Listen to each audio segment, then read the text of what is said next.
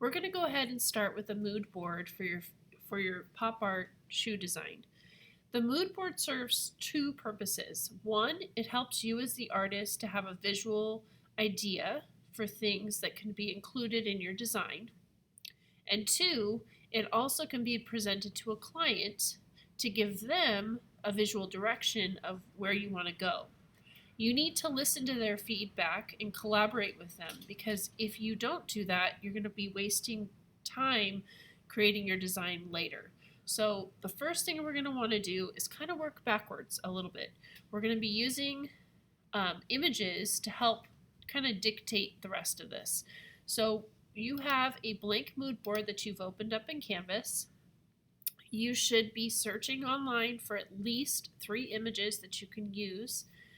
It doesn't have to be the same image. It doesn't even have to be the same pop culture theme, as long as you have 3 ideas that you can work from. So mine was just one idea. You might have 3 different ideas. It's up to you. I saved my images in a folder on the desktop, and so now I can just come over here, do File Open, and bring my files into Photoshop. And I have actually opened up a couple, so let me go ahead and reopen those up.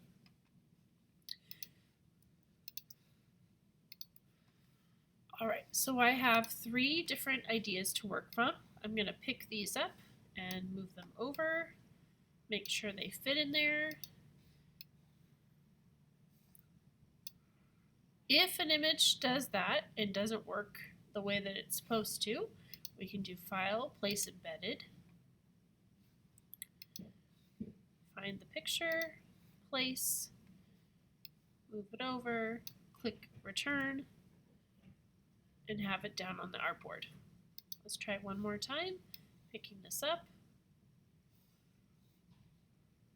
and bringing it down. If it's too small, too big, you can do Command T, and you're going to stretch it out and click Return. Okay, now I have some ideas I can work from. I can now go over to my color samples and I can extract some of the colors that I've already found in my images. We need to look at the layers panel, which I organized for you, and we're going to go down to color samples, and you'll note that there's 4 ellipses. If you want to create more ellipses and have multiple colors, you are more than welcome to add to this. I just wanted to have a minimum of 4. The first ellipse is at the top. I'm going to use my eye for eyedropper, and I'm going to click on my first color, grab my paint bucket, which is underneath your gradient tool, and click down on that circle. I'm going to move up,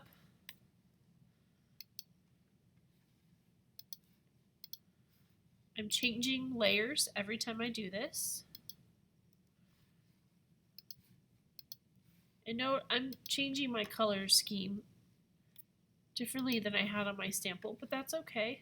I can do that. I can change my mind. That one's a little too close in color for me, so I'm going to pick another one.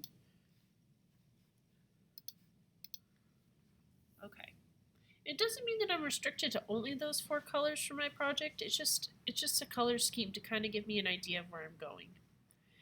Alright, when you make your project, you will not see these 2 rectangles. I'm going to actually take these away from your file because we don't want restriction with our patterns. We're going to keep them pretty free here. Okay, so I'm going to go ahead and click on the arrow in my pattern sample folder, and I'm going to start off with my first circle. You can do stripes, you can do triangles, you can do circles, rectangles, any type of shape you want for your patterns. It's really up to you how you want to do this. Okay, I'm going to show you a technique though that will help you repeat your objects as you create them.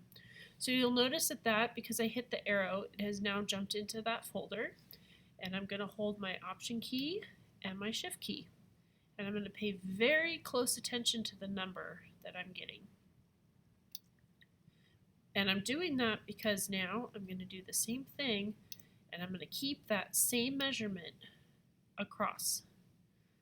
so that I have the same amount of space in between. Now I want to move these 4 down, so I'm going to make sure my top ellipse is selected, hold my shift key, and click down. So now all 4 of these are selected. I'm going to hold Option, Shift, Option, Shift. I didn't have to select them again because they're already selected. And I'm just paying attention to that spacing again. Okay. Now I'm going to create an offset pattern. So I'm going to have a second set of circles going at a diagonal. I do not want to have to recreate those, so I'm going to go up to the top. I'm going to hold Shift, and I'm going to make sure all of these are selected.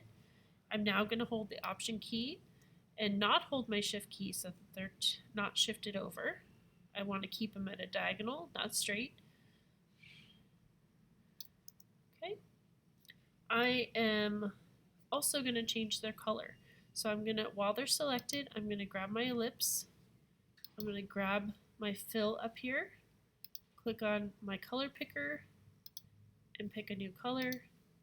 And now I have 2 colors. Okay. And I'm going to make sure that I have all of these ellipses selected and put into another folder. So we have a folder within a folder. And I'm going to call this pattern 2 or pattern 1.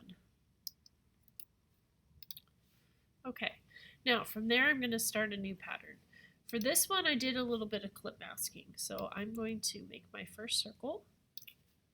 And this time I'm not going to use this color. I'm going to use my red. And I want to make another circle that's tucked inside of here. So I'm going to hold my Option and my Shift key. And I'm going to change the color of that circle to yellow. And I'm going to clip it, holding the Control key, clicking down into the shape that I have. I want to make more copies of this, so I'm going to hold my Shift and make sure that both of these are selected. I'm going to do Option and drag over, paying attention to that number. It doesn't always do it for you, so you have to pay close attention to it. Let go of the mouse first. Okay, I want to make sure that all of these are selected, so I'm holding Shift, Option, Shift, down. I'm going to do 180 spacing. Option, Shift, hold down. 180. Okay.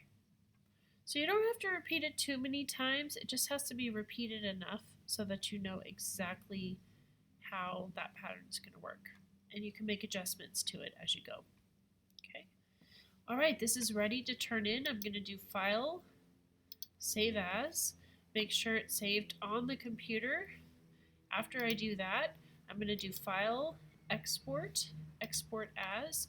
Make sure I turn it in as a JPEG, and I'm going to turn that into Canvas. And then you're done.